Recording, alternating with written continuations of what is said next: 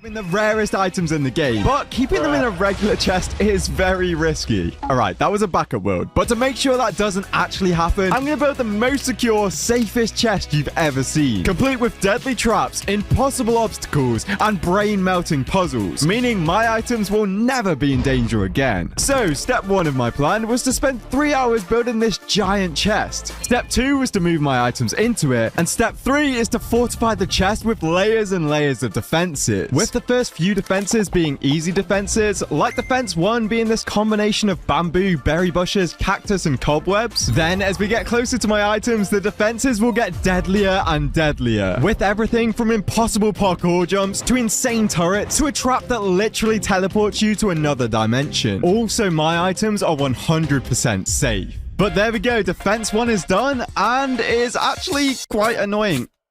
Let me on the cactus. You have to time the jump perfectly. Ow.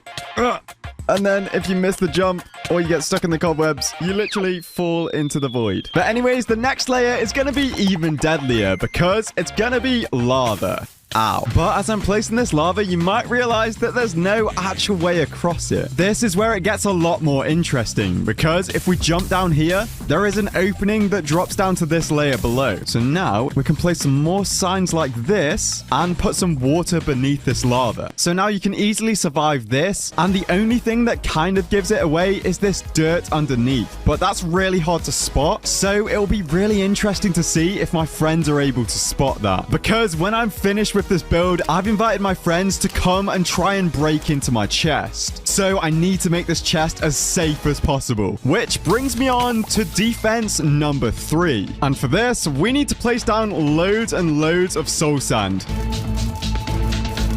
Okay, now I'm going to make all of these flint and steels disappear because we are getting some blue fire. And everyone knows by now that blue fire is way, way deadlier than regular fire. All right, there we go. The flint and steels are basically all gone. But do you know what fire is actually more deadly than blue fire?